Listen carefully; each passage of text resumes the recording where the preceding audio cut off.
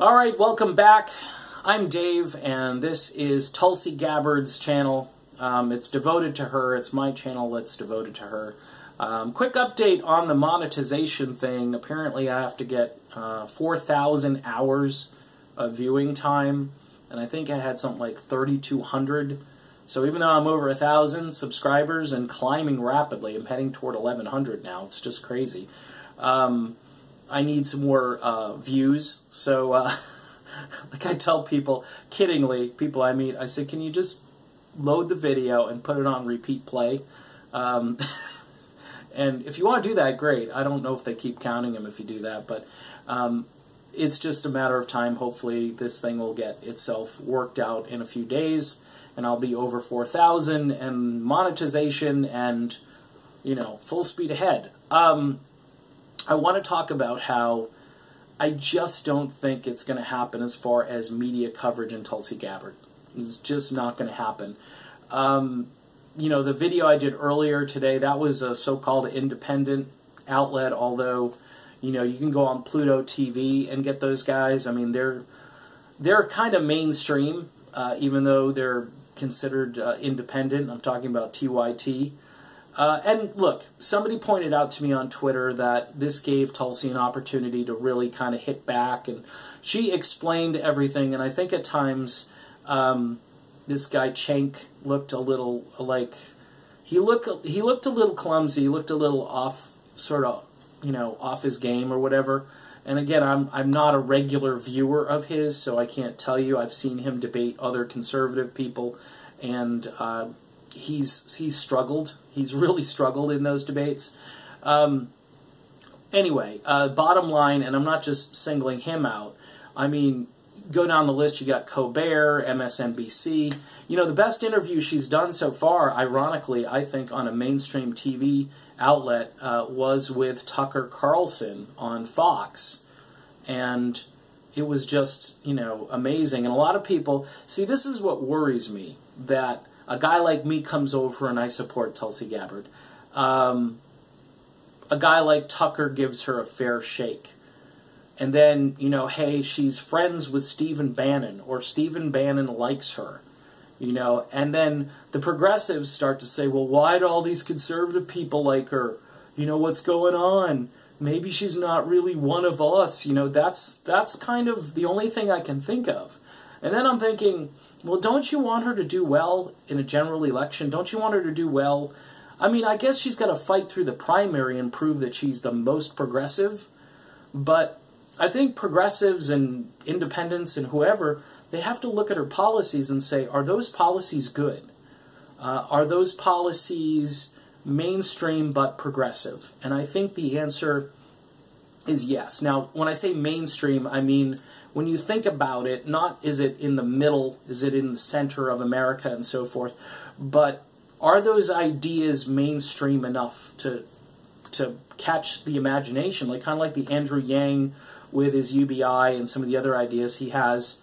I think Tulsi Gabbard is a great mix of sort of just the military background that she has and the amount of time she's already been in public life, and her speaking ability, which a couple of the independent hosts were just blown away, that they wish they could, you know, speak like Tulsi Gabbard. She'd be a perfect, you know, YouTube channel host. I mean, she's fantastic.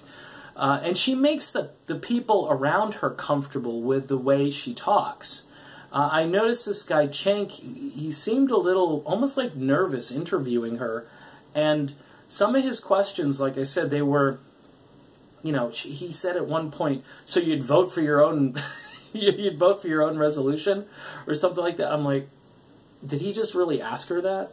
I mean, so he was, I think, I don't want to say intimidated, but I think it might have been kind of a tough interview for him because she just has this, you know, they used to talk about presidential candidates with gravitas. I'm not even sure what that means, but it's a word that was thrown around. It's like big in politics a number of years ago.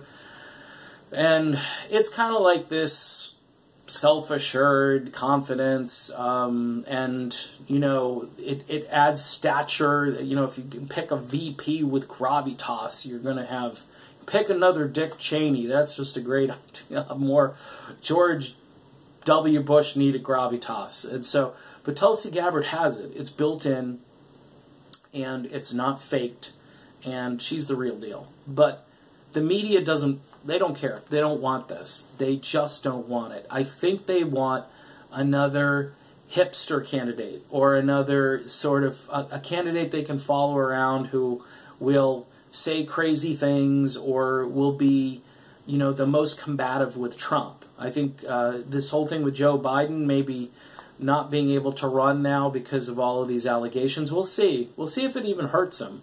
It could be a resume enhancer for Joe.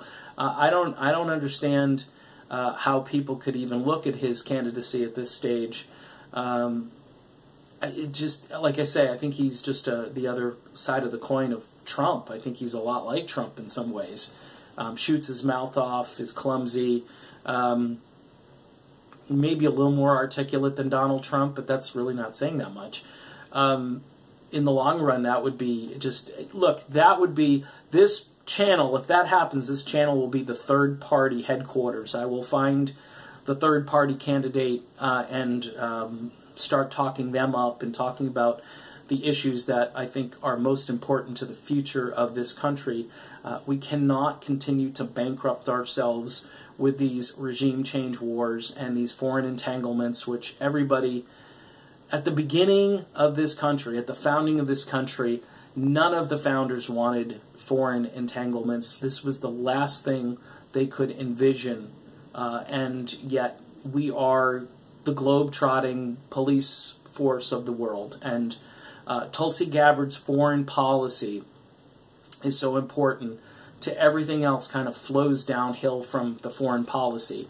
So that's why I'm here. I always say this in videos in case people don't understand, you know, the center-right guy who's a little confused and, you know, all of a sudden he threw himself off the Donald Trump Express and dusted himself off and looked around and saw Tulsi Gabbard and said, okay, I can buy into that. Now, there are some conservatives, because I had a gentleman say, well, you know, you should start to try to recruit conservatives.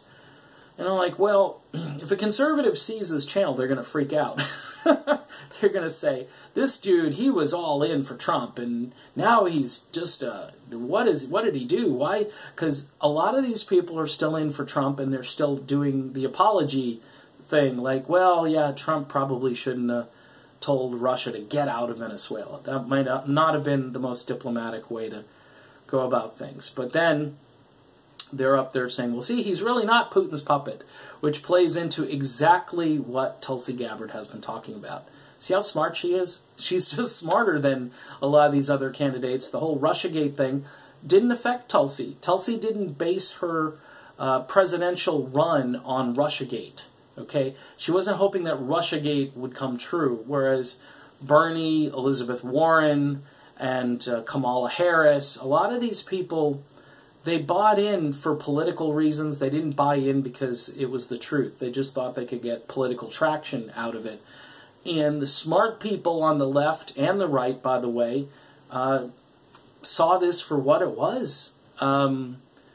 Just an amazing sort of lack of intellectual curiosity and a lack of understanding of reality. You know, I heard one commentator say, this is reality. How can you just ignore the Mueller report and say, we're just going to double down? And the double down mentality is the same mentality that says, we're just skipping by this candidate.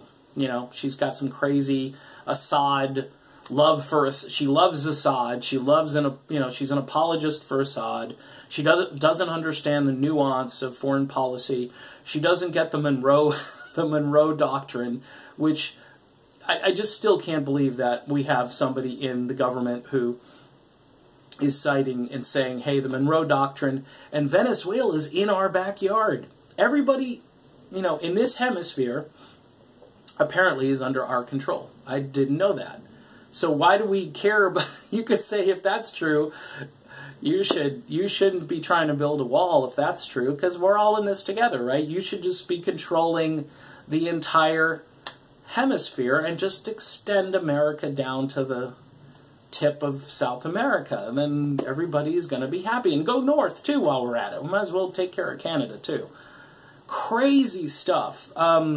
This ain't America first, okay? So all you Trump people, you want to come over, Tulsi is way more America first than Donald Trump. Now, I know that slogan hits a nerve with progressives because, you know, it's like Trump's thing, although Trump's the MAGA guy, so, you know, it's not make America great again, it's make America sane again.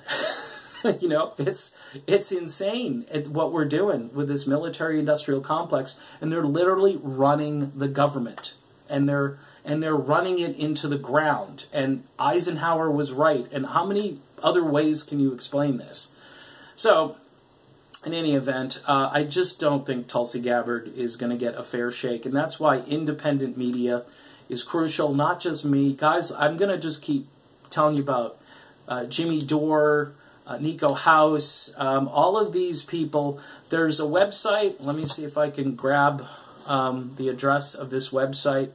There's a link to my channel on this website, PresidentTulsiGabbard.org. This is a clearinghouse of information about Tulsi. If you want to watch interviews, it's got all of the other great channels. Tim Black, Kim Iverson, Nico House, who was just terrific. The Progressive Soapbox, I watched an episode of him last night talking about Joe Biden. Oh man, is Joe Biden in trouble. And I'm happy about it. Look, I used to dislike Joe Biden when I was on the hardcore right, and now as a guy who's not sure where I am, it's gratifying. Hopefully he's going to, you know, this will be it for Joe.